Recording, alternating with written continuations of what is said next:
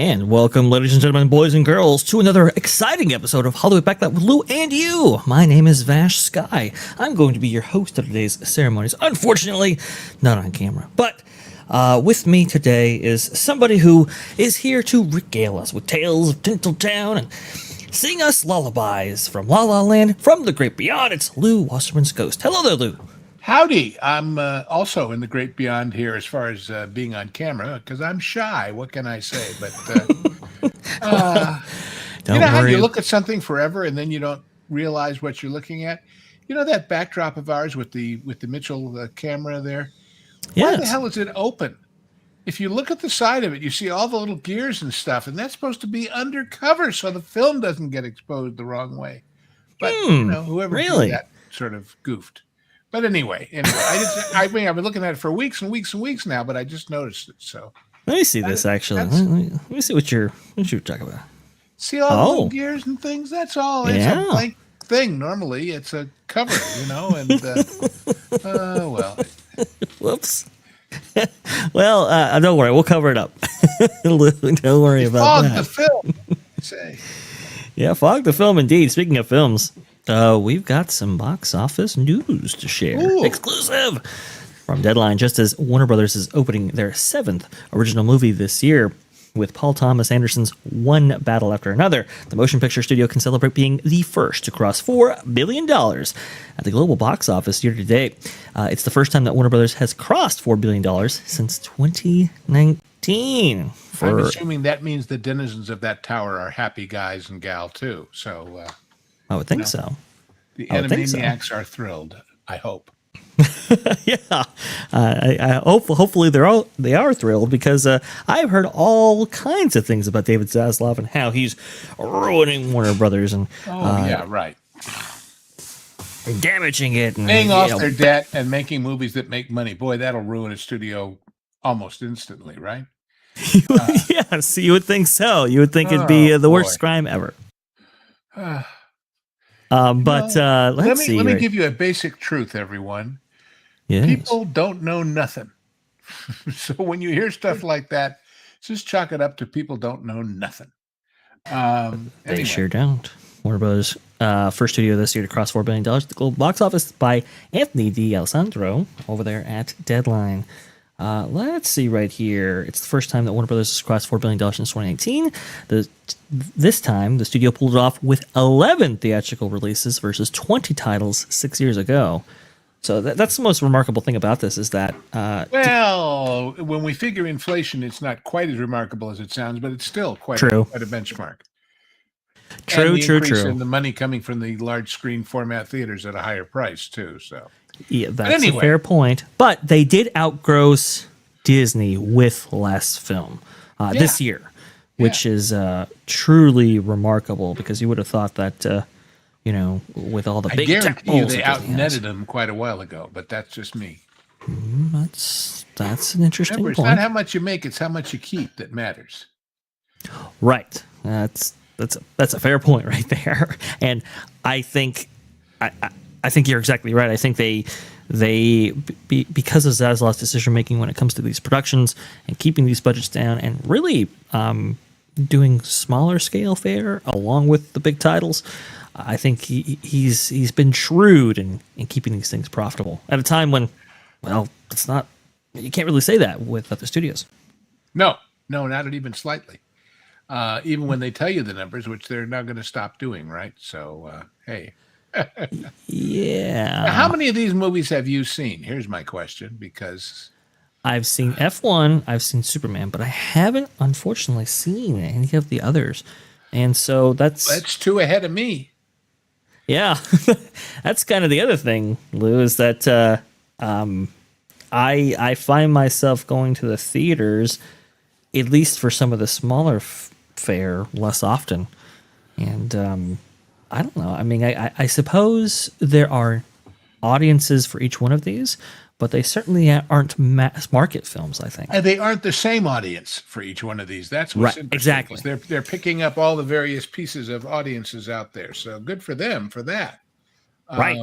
As opposed to releasing either in cinemas or on Disney Plus or whatever, lots of bad Marvel or lots of bad Star Wars.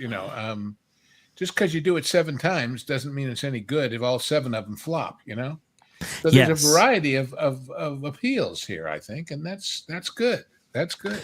I think so, because people talk about the shared experiences of like the United States, or maybe even the world, but definitely of this country. People, they have so many niches, and so rather than try to appeal to all of them, let's deliver some fare that's really good for at least some of them.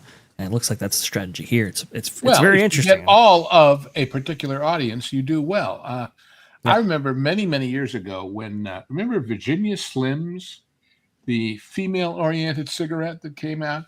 And when they started it, the head of the company was asked, but women only make up at that time, I think it was 30% of all smokers. Right. And he said, yeah, but if I can get all 30%, I'm doing very well. So, if you pick your segment and you get all of it or most of it, you're doing well. Right. And they're doing very, very well. Speaking of, I guess, films that are doing very well with their audience, we got to talk about just a little bit. Demon Slayer: Infinity Castle, biggest Japanese movie ever worldwide, with $555+ million. And as of this recording here, at least the latest numbers from the numbers, Kimetsu no Yaiba. I like that better than Demon Slayer somehow. yes, to it, but. I agree. $602 million worldwide. Look, the reason this is important, aside from its own success, is that for the longest time, films not made in our language had a stigma about them. Well, people won't go see that. They won't read subtitles. They won't. And I think Godzilla -1 kind of broke that open. And I'm looking here. I mean, Germany, France, India, Brazil. Good for them. Good for them. I think Demon Slayer was dubbed for its release worldwide. Okay. So that I think that helps it, Lou. That can get interesting, Oh yes. You dub things as far as certain languages take more words to say the same thing.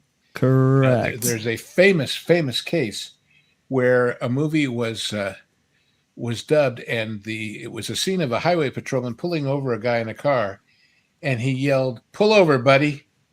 And I think it was in Spain, but I could be wrong. The dubbing was "sweater." For real. Because the pullover, right? Pullover, and, that's what they came up with. So, language. Yeah, I bet the audience is hearing that are very, very confused. Yes. But I think the upward mobility, at least here in the States, could be limited if you have a film that is all subtitles. Obviously, there are exceptions to that rule, but I think you might have some problems. What's on her forehead? We'll never know. Demon Slayer is a very interesting anime, Lou. So there's a lot of mythology people there. Are strange, wonderful, but strange, and they just are, And the fact that it translates, I guess, is a lot about short skirts and wide eyes. So, anyway. Hey, aesthetically pleasing gets people into the theater. And you think about that big eye look. You think about that guy. What was his name? Keane, who did all those American portraits of wide-eyed children. It seems like they've adopted that. And why is one eye blue and the other one not? And I'll never understand any of it, but if it's a fun ride, I guess I'd watch it anyway, Absolutely. What I'm trying to say is, to a certain degree, international audiences have to suspend their desire to understand and just go with the mood and the flow. Yes. And that's fine too, but it's different than, the way we pick apart the plots of our own movies. So it's very, very true. It's very, very true. Man, that's a really interesting phenomenon that you. Hey, wait a minute. Right there. Go back. Mm-hmm. Can you? This one right here. This one, one back. No, it was. I think we're going forward still, but it was a strange pattern on his shoulder. Go back one more. Mm-hmm. Yes. There. You see that thing on the right? Mm-hmm. Is that shape language? Damn sure Oh, looks like shape language. So what we've tried to do is really bring that shape language from the architecture. But like what we love to talk about at WDI is shape language. And we often refer to shape language. There's such iconic shape language in Spaceship Revetti Attraction. We really wanted to make sure that we fused to that throughout the space.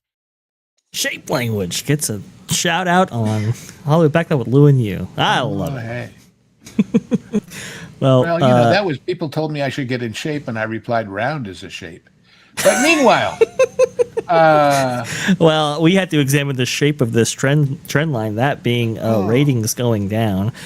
For those not familiar with the Jimmy Kimmel fiasco here, obviously you have Jimmy Kimmel making insensitive remarks surrounding the death of Charlie Kirk. Can we alter what you just said?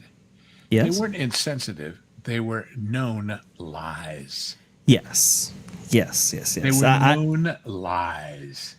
That's not about sensitivity. That's about telling the truth or falsehood on purpose. So you are totally right. Absolutely, Lou.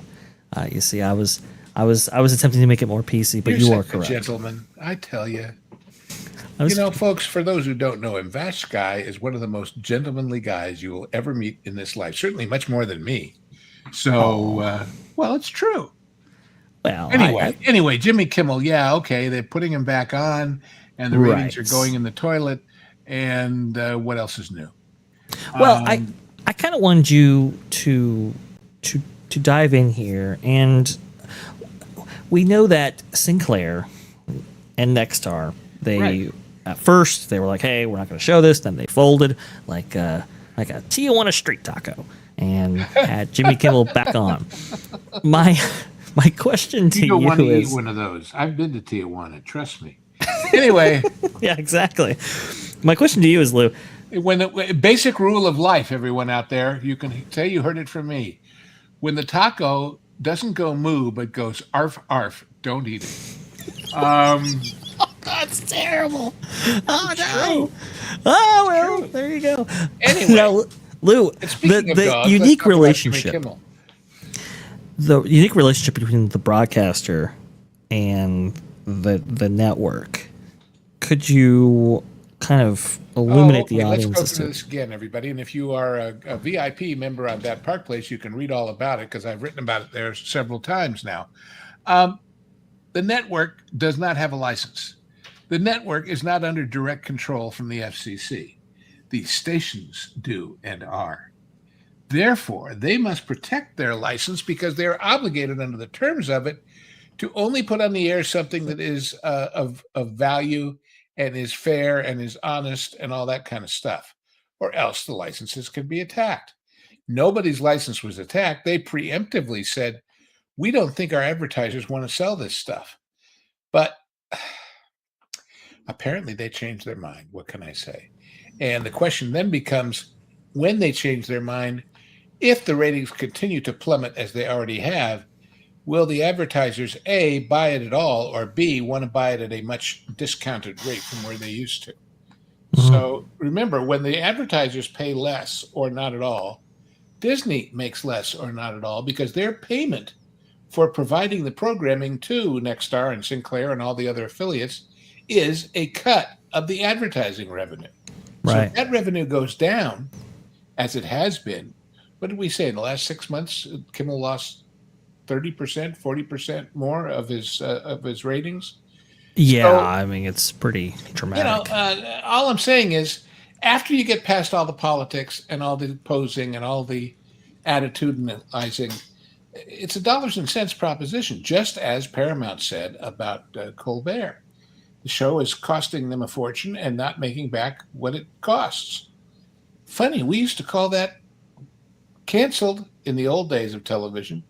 But then, of course, you have to remember, in what I laughingly call the old days, in my era, you had three choices. You had ABC, CBS, and NBC. Granted, there were independent stations. Granted, there was syndication. But basically, even if you were number three, you were getting a decent chunk of the overall viewing public. Now, People are watching YouTube, and people are watching, uh, uh, all of the other streaming services, and not necessarily watching a network at all. So, Yeah. And where, people will say like, oh well, Jimmy Kimmel might not get the ratings on TV, but so many people are watching him online. I mean, I looked at his but they're online watching numbers. for free. They're not generating any ads. Well, and even the ads they are generating, Lou, isn't enough to pay for the enormous production costs associated with Jimmy How Kimmel. the hell can you have 100, 150 people working on a show like this? Let's think about it for a minute. What does the show consist of? On the production side, there's cameramen and sound men and women and booth people. And that's 30, 35, maybe 40 people. Right. And where did the other 60 or 70 come from? I don't know. But I have no idea either. And those 30 or 40 are working for union scale, basically. Yeah. The others are working for whatever they can get, which is probably way above the going rate. Right. Well, that's really interesting. I don't even know if these costs could even be mitigated if you, I don't know, go to another state or whatever. We said when it first happened, well, they'll move them to Hulu. Well, they'll make even less money there. Right. But they will be the opportunity cost of not losing so many Hulu people. Yeah. Might make it worthwhile, but we'll never know because they're not going to tell us the numbers anymore on Disney Plus and Hulu, right? They've already announced. Sorry, we ain't talking about how many subscribers we've got. Well, then how in the hell can a stockholder judge whether your investment is paying off or not if you don't even know how many people are paying to watch it? It's is a puzzlement, as they say. It's the Kimmel conundrum, I suppose. I'm caught on surprised camera by dashing into his SUV. He doesn't look like he's dashing. Dashing through the snow in a one-horse open SUV. I mean, come on, guys. Come on. It is absolutely crazy. Oh, and there's the massive demonstration of what? A dozen people? Yeah. The crowd built up. Stupid. Crowd built up a little bit after the fact, but if you say so, I'll take your word for it. Let me ask this simple question: where you are seeing this shot from, for those who don't know the geography of Hollywood Boulevard, is across the street in the complex that's attached to the Chinese Theater. You know, the Chinese Theater where tourists go to match their feet with the footprints and the stars. Do you think there were more or less people doing the Chinese than doing that demonstration that day? Oh, yeah, I would say much more at the Chinese. So if people wanting to see if their hands are the same size as Lionel Barrymore's are more numerous than those who want to demonstrate for Kimmel, what do that tell you? But free speech. Yeah, I know. It's ridiculous. I do want to read this real fast. And by the way, the idea that a show with over 100 people working on it, losing $20, $30, $40 million a year is free is kind of an oxymoron by itself, right? Anyway. That's a good point. That's a great point right there. It's not free speech. It's paid for by somebody. And why is that? Indeed, Jimmy Kimmel. Then you go to those charts. I don't know if you have one of those handy, but show how many guests he had from one side versus the other side of the political spectrum. Oh, and I'll make it easy for you. Like none. Yeah. Like the only Republicans he had were like what? Liz Cheney and Adam Kinzinger and. I think that was. I don't even know if that was Kimmel. I think that may have been Colbert. From what I understand, he didn't have any. Yeah. So and which is his right to do. I totally enforce his right to do it. But he's also saying to a huge chunk of the audience, I don't want you.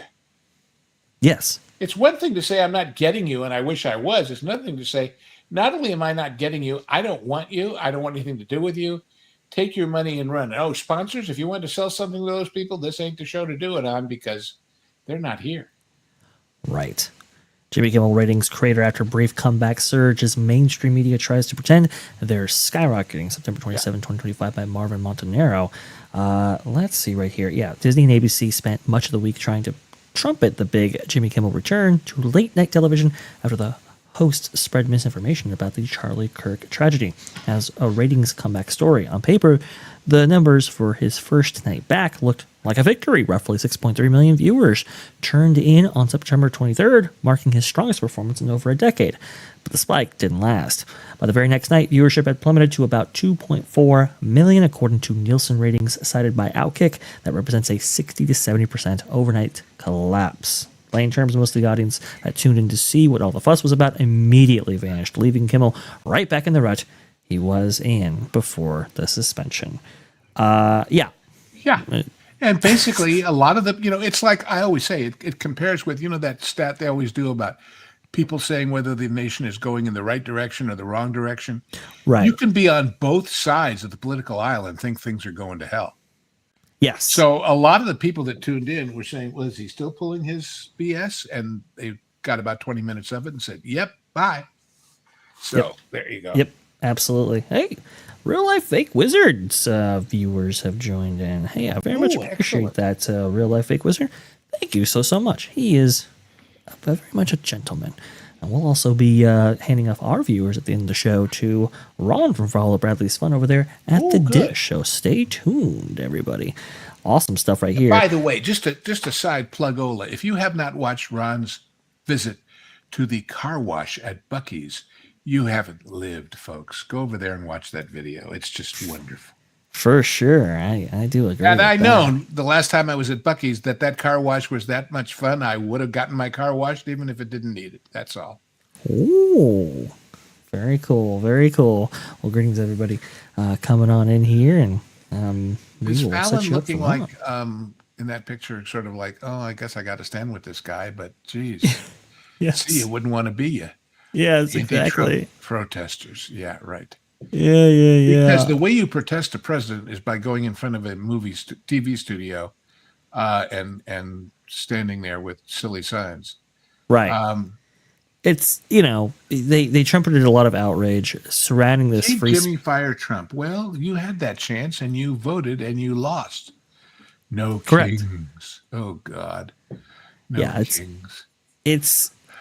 There's a lot of gate of Disney Studios in Burbank, by the way, for those who don't recognize the archway. Right. And Andor, does that say Andor, that guy's sign? Yes, the sign says, didn't you see Andor? Alluding to the fact of like, oh, this is like tyranny and the bad isms. Because Jimmy Kimmel is in fact a lesbian witch. No, that was the acolyte Lou. Oh, well, whatever. They all blur in my mind. I don't know. Yeah, I agree with you. I don't disagree. Look,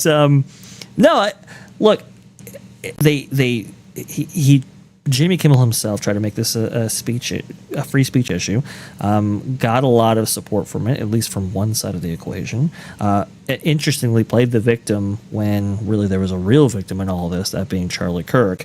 Disregarded him entirely, which is very, very unfortunate, and then used his platform, that being Jimmy Kimmel's, to take pot shots at Trump, and that's what this is really all about right here. It's just a sounding board. He's boring. Yes. He's not funny.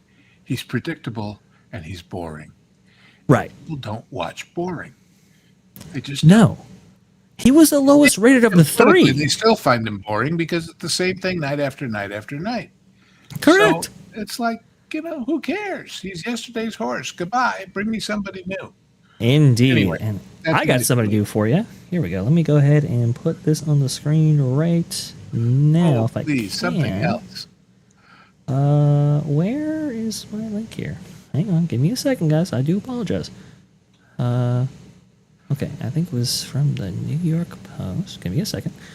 Talk amongst yourselves, please. There's a router service pulling up in front. I wonder if they can root it out. I don't know. Here we go. This is the one. This by Johnny Oleksinsky. Disney is having the worst year ever. Kimmel, Snow White, Captain America, and more. Okay, come on. New York Post. Let's go here. One battle after another is the new Warner Brothers movie out this weekend starring Leonardo DiCaprio. It's also a bang-on description of the nonstop pummeling that one of Warner Brothers' rival studios, Disney, has endured all year long. Check your tires. The House of Mouse's Roadkill. Oh man, that's rough. From audience franchise fatigue to creative incompetence to multiple political disasters and award flameouts, Disney has gone through one giant screw up after another. The picture is bleak. Disney executives locking the doors of their Burbank offices, getting into the fetal position, and rocking back and forth while whispering. I have to rewrite that song, Hakuna Makaka. I don't know if we can say that on YouTube, Lou. Only there will be plenty of worries for the rest of their days, or at the very least, the rest of their fall. Who wrote this had some style. Good for him. The most recent cataclysmic, hugely embarrassing company. There's something nobody wanted to say. Kimmel's reprehensible, untrue comments. There you go. Yes. Of Charlie Kirk. This month was so ferocious it resulted in the longtime host's indefinite suspension from ABC. And that's an unprecedented move. Remember back in 1960, Jack Paar walked off The Tonight Show by choice. Many outraged Disney Plus and Hulu customers canceled their subscriptions after the hasty corporate decision. Then a week later, bibbidi boppity boop, Jimmy was brought back with nary an explanation. What genius is. Yeah, to stem the customer losses, they raised the price. That'll work. Yes, they raised the price.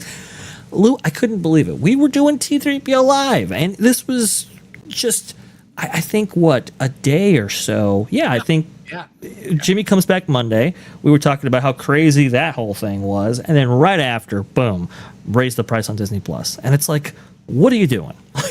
Well, they're figuring when these people come back, they might as well soak them.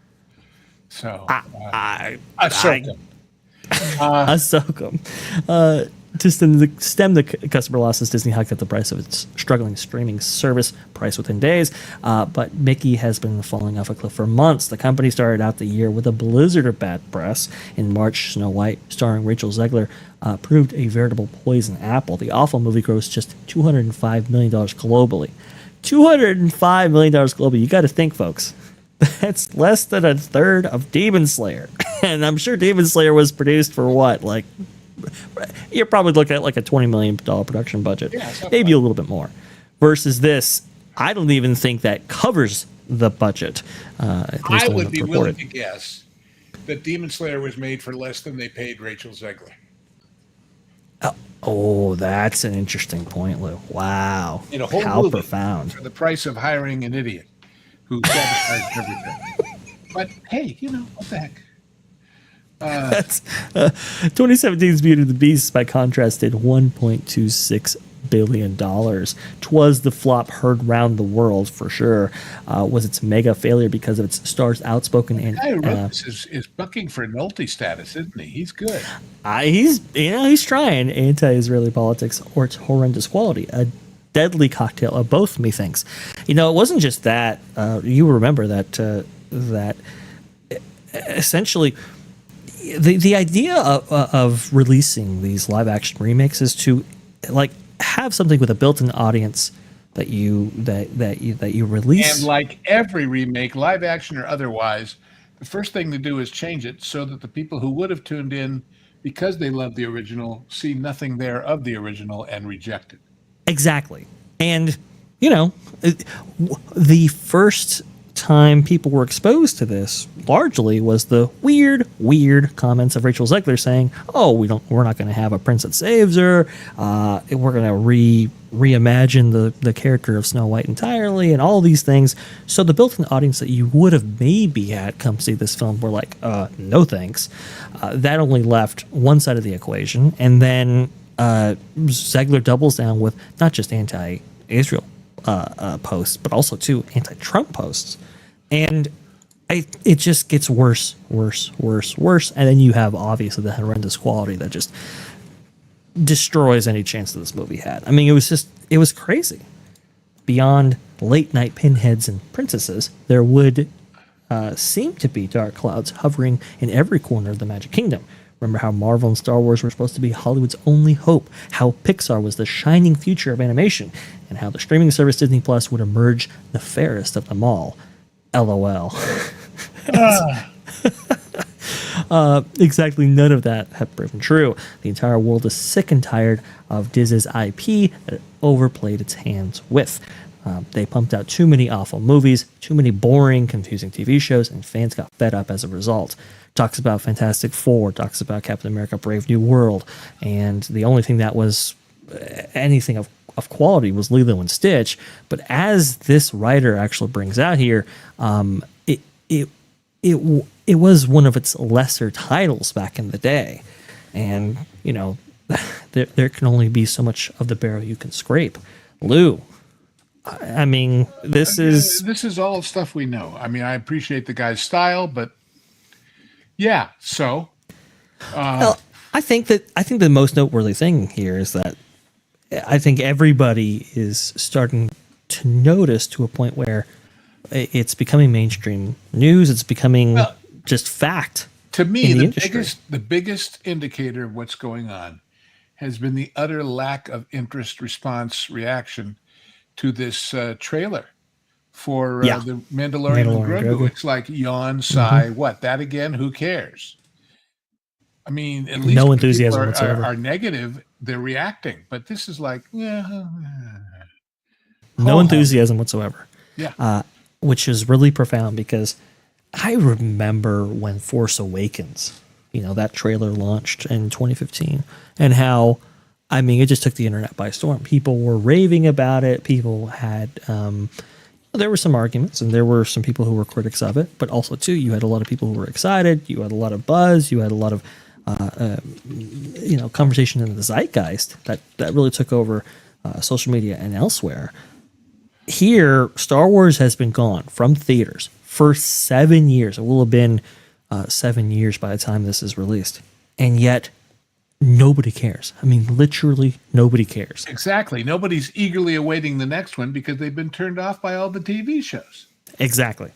And I think I think this actually makes a note of that, you know, many boring, confusing TV shows, and fans got fed up with it. They were angry for a while. Now they're not even angry enough to reject it. It's just yawn, sigh, next, please. It is so true. It is so profound. And I mean, Disney will have lost an entire generation. We talk about how Gen Z males, right? How Disney is trying to win them back. But to be honest, Disney doesn't have anything that would be at all appealing, and not just to them, but for large swaths of the audience. And they've already burned up their goodwill with their other franchises that did have some appeal left. It's just boring. And you know what? If you have a choice between galvanizing to the negative and boring, you'd rather have galvanizing to the negative. True. It's just, jeez. But you know what isn't boring? What? Hans Zimmer over there talking about Interstellar. Oh, yes, we should mention our jukebox, which is real interesting. Yeah. First of all, it's him talking about making this wonderful, fabulous score and how they literally had to find an organ to record it on that you didn't hear traffic noise in the background. So that's kind of fun to watch. And then when you want to hear it played on the amazing organ at the Albert Hall, we've included that link too. So if you'd like to get your Hans Zimmer Interstellar Jones satisfied, we've got 2 links there in the description that will make that so for you, Jukebox fans. Oh, yes. And I have both links actually in the chat right now. You can go ahead and check out LEW'S picks right here. Man, I remember this amazing score. And again, this was just after wait a minute. Hang on. I got it. Inception, right? In Inception, people remember that trailer and the blaring horns, right? Now, that's a mainstay for every single trailer, it seems like. But that was really revolutionary at the time. But obviously, like I just detailed, people were copying it. People were doing a lot of the same thing. And so when it came to Interstellar, Hans Zimmer, from what I understand, really wanted something totally unique, totally different. And obviously, Interstellar being a much different tone than maybe Christopher Nolan's previous works, especially with Inception, the Dark Knight franchises, and so forth, really needed a new sound. Yeah. And that score still endures. It's so noteworthy, and you'll hear it on a lot of like social media, I don't know, TikTok videos and so forth, when they're featuring uplifting videos or something like that. It's just such an amazing piece of music. And if you don't know, go ahead and play it and find out for yourself. Yes. Please, Anyway. please do. Awesome stuff. Great selection there, Lou. Fantastic. Let's see right here. We have There's one some more blonde thing. guy we were going to talk about, aren't we? Oh, yes, it is. Unfortunately, Robert Redford, the Butch Cassidy and All of the President's Men icon, dies at 89. Well, 89. I mean, that's been a life and then some as an actor, as a director, as a producer, as the creator of Sundance. He did well. It's fun. As I told you, I found a very funny thing. I went back and looked at his very, very early television appearances before he became a star. And believe it or not, he, in 1960, was in an episode of Perry Mason called, are you ready? Yeah. The Case of the Treacherous Toupee. What? God only knows, but I'd sure like to see that episode, wouldn't you? I would love to see that episode. Wow, I never even knew he was in. You know what's interesting about Robert Redford? Go ahead. Well, what's interesting about him is that you barely recognize him with his very younger or very early work. Like, for example, the Twilight Zone episode "Nothing in the Dark." Like I was That's like, the famous one where he's the cop who's really deaf and yes. Yeah. Great And so show. it's like, it's one of those things where it's like, wow, if I was presented with video footage of his performance there and said, okay, who is this actor? I wouldn't be able to maybe immediately recognize Robert Redford. So some people, I think, maybe forgot his early work only because he had just changed so much when it came to his appearance. Well, it's interesting. A lot of quote unquote pretty guys can't play tough guys, and he was able to do both, it's about his excellence as a performer. I mean, he just is really, really, really good. Very, very good. You got to. I wonder in the chat, what's your favorite Redford movie? I see a lot of people mentioning The Sting, and of course it's great. And by the way, we did a Genre Guys on The Sting, so yes, and it's on this channel. And Natural, my God, what a wonderful movie! But again, these are movies that he's wonderful, but the whole production is mystical and magical. As I've said, I think my favorite, one of the two or three favorites, would be 3 Days of the Condor, even though Faye Dunaway's in it. What does that mean, Lou? Because I think she just chews the scenery in everything she does. But that's a fair point. But 3 Days of the Condor is a wonderful film. You should all go watch if you haven't seen it lately. But here's a guy who transcended pretty, and that's hard to do. Yeah.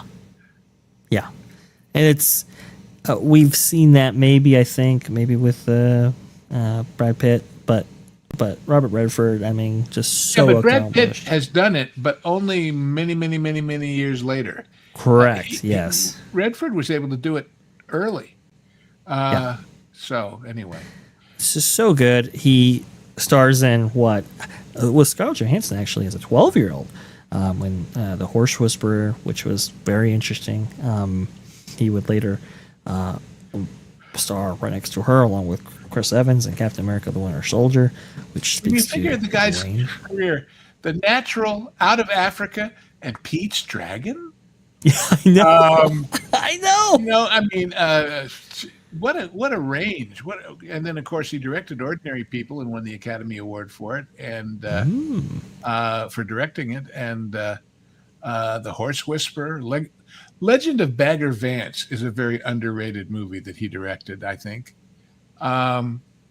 Anyway, Gatsby, and he made some stinkers too. The Great Waldo Pepper, I think, is an awful movie, but what the heck? He was good in it. He wing walked. There you go. Yeah, you and your wing walking, I tell you. Hey, you got to bring it out. Now, I guess I should be thankful that you're not associated with a, I don't know, what would be, never mind. I can't even figure out where to go with that. Onwards. No. Okay, so he started with Paul Newman with The Sting, obviously, but I think you had some commentary before about Butch Cassidy and the Sundance Kid. Yeah, well, great picture. And,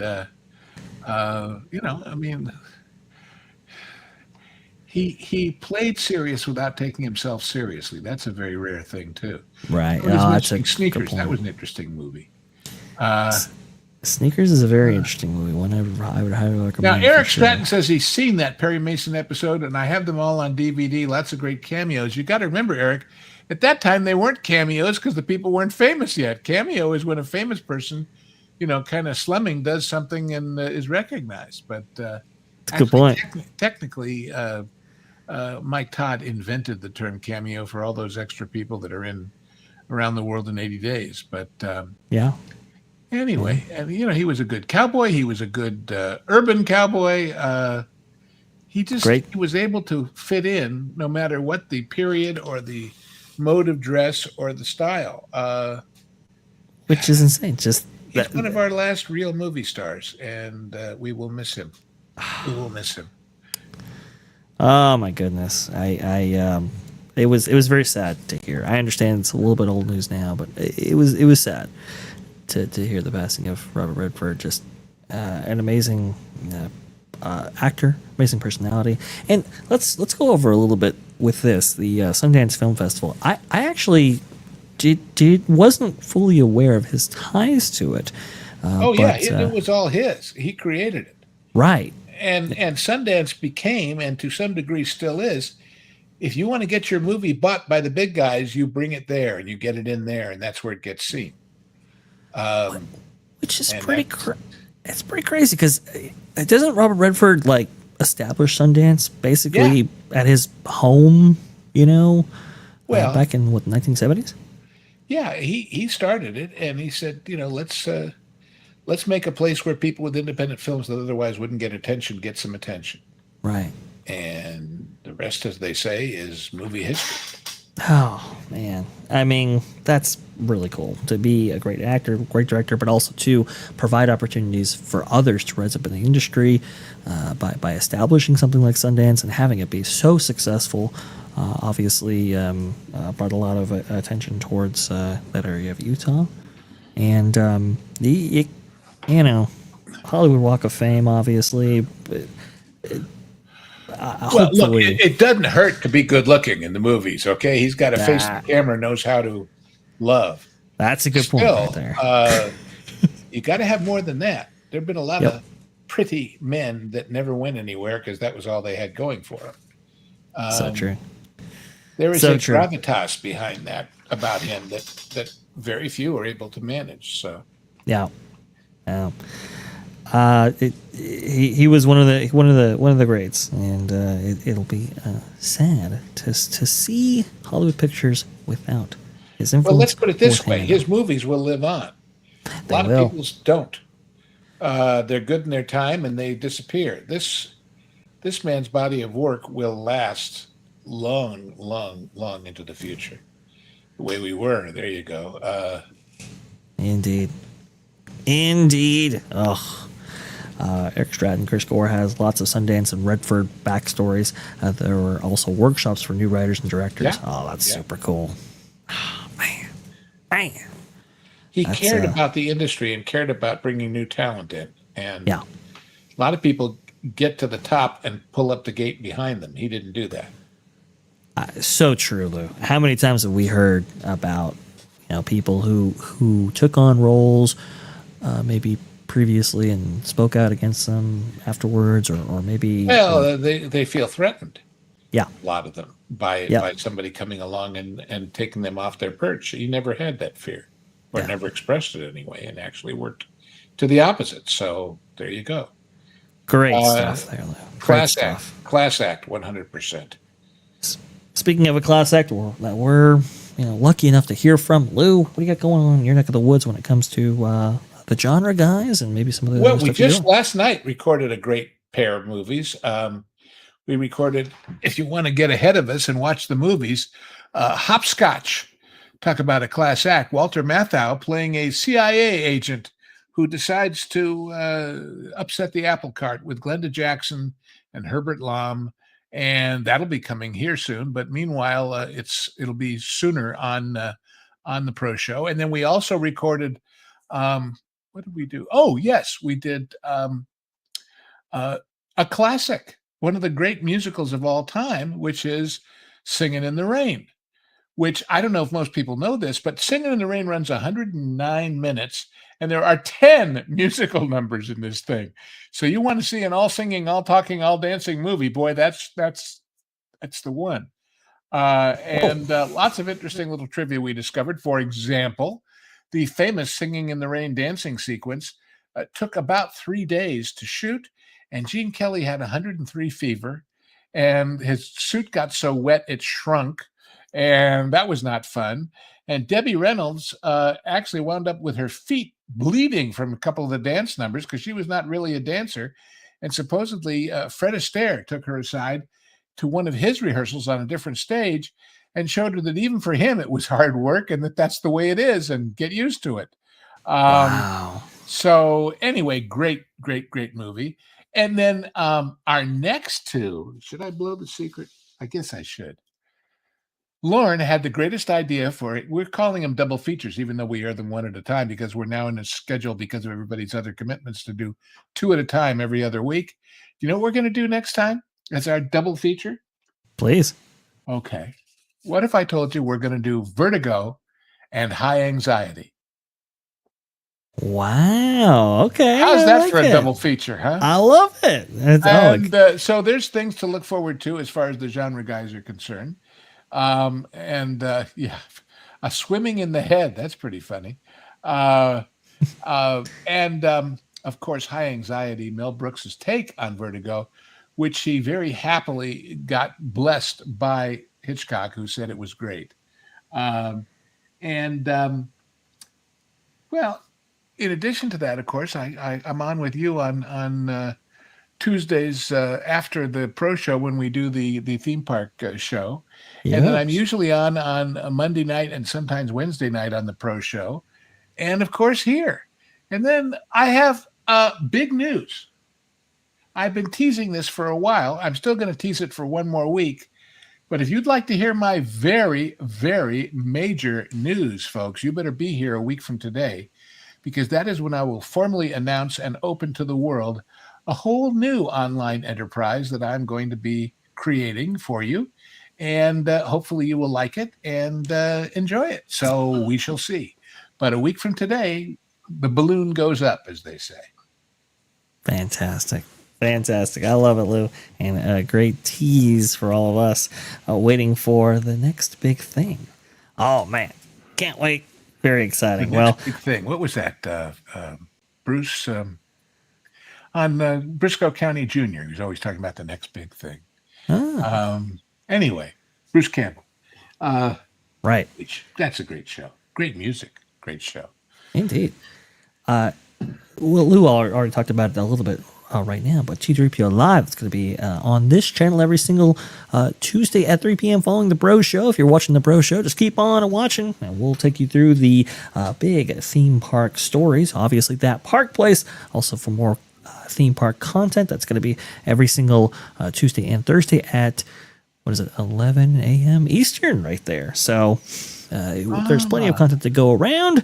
We obviously have the Lost guys. We've got the genre guys. We've got all kinds of stuff you definitely have to subscribe for. Make sure you check out Lou over there as a member of the Pro channel. You can find the genre guys as soon as they are released. Just click the likes, gang, because that's how YouTube knows that there might be an audience and shares it with other people who've never heard of us. And we, of course, would like to reach all those people who've never heard of us. And it wouldn't hurt if you shared this with your friends if you think they'd like it, even if you think they wouldn't like it. What the heck? Give it a shot. They won't be too upset. But that's how we survive on here in the wonderful world of algorithms and words you cannot say on YouTube. But hey, anytime you can take a game called Yahtzee and make it stand in for bad guys, the world is a strange and wonderful place. Yeah, exactly. Oh boy. Oh man. Well, every single bit helps, folks. So thank you so much for keeping us on the air and keeping us delivering amazing content to you. And speaking of amazing content, we got to get over to All the Bradley's Fun, where he's got a dish over there. It should be maybe just a little bit early, but hey, keep that tab open, and you'll be the first to hear that amazing intro that he has over there. So let's go ahead and get over there right now. As Lou said, make sure you hit the like button, hit the subscribe button, and we will see you all here next week for a big announcement from Lew Wasserman's Ghost. Take care, everybody. Hollywood Backlot with Lou and you out.